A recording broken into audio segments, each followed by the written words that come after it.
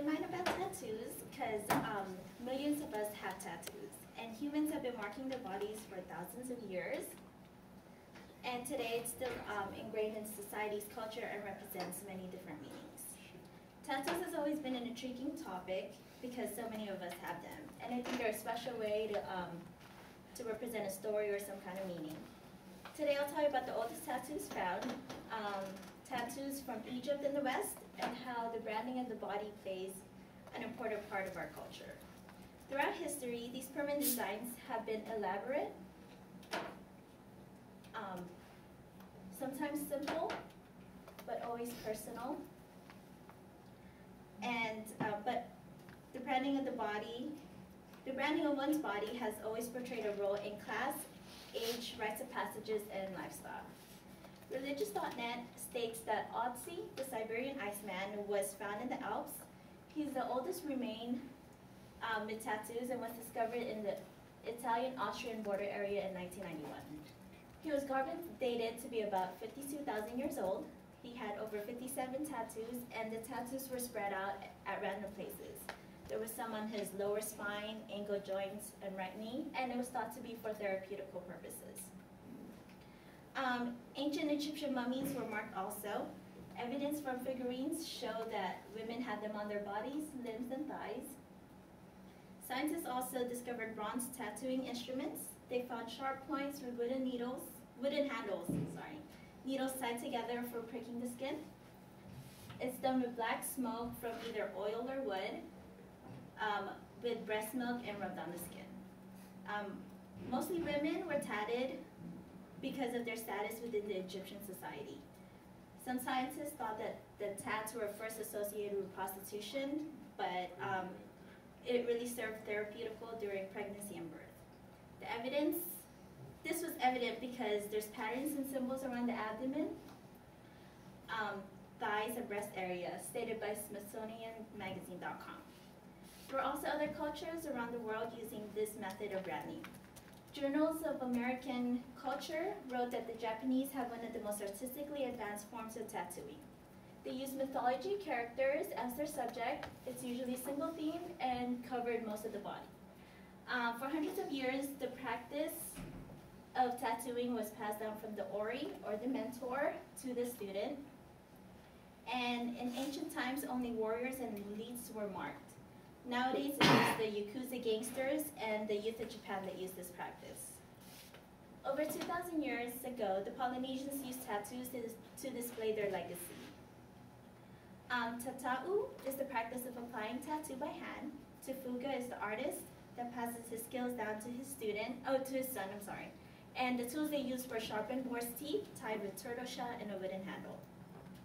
PBS.org stated that the Polynesian future chiefs were branded on, and it played a key part of their leadership role. The marks celebrate their devotion and endurance to their culture, and those who weren't able to complete their markings wore the mask of shame. The Hawaiians used the term kaka'u, which served as protection for their health and spirit. Lizards and the Huey crescent fans were for higher ranking members. The Hawaiian tattoos were larger and bolder because symbolism was much deeper than just ceremonial purposes. It was for individual identity. Kahuna is the artist that applies pigment to the skin. They used needles made from bone, fastened to a stick, and beat with a mallet. And this process was very well guarded, and the instruments were destroyed afterwards. The secrets of the kaka'u died with the kahuna who did the design. For the Maori tribe of New Zealand, they refer to it as moko for facial tattoos. It represented status and identity. When they carved the skin with a chisel, the moko artists used spiral characteristic designs. This process was painful and dangerous, and for the Maori tribe, their moko represented a signature, so instead of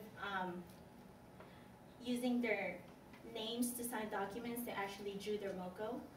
And they believed that their mana, or life force, was mirrored towards their moko. Derived from the Tahitian word tattoo, and the sound the instrument made, tattoos were thought to have been brought over from the British Isles. American tattoos have a different tradition than some of those in the West. It's usually single imaged, oriented with a literal meaning, and it stands alone on the skin. Compared to the Japanese that coats most of the body and has a theme. Convicts, military, and bikers and others have tattoos, and nowadays individuality is the reason for these markings. Whether that be being part of a member or a certain group or honoring a loved one. College student journal states that American tattoos have been stereotyped with coming from a broken home, poor decision-making skills, victims of peer pressure and impulsive behaviors. The tattoos are still viewed irresponsible and undesirable. Today we talked about the oldest tattoos found, Otzi, the tattoo cultures in Egypt, how the Japanese used mythical creatures in their practice. The West is patterns and symbolism, and how it's evolved into our culture. Regardless, tattoo has transformed into a fine art, but it's still a means to finding one's personal truth and identity. Tattoos are a way to visually separate oneself from the norm, just like clothing, certain images, or even hairstyle. To the different cultures of the world, it represented status, wisdom, and dedication. Tattoos are just another way to express personality and independence in society. The different civilizations used as therapy and for protection, but today it's evolved into self-expression and a permanent statement.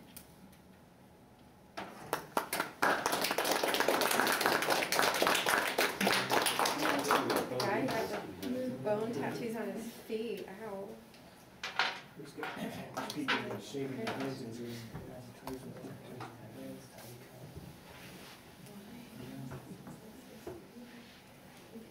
All right, real quick informal poll. How many of you have a tattoo?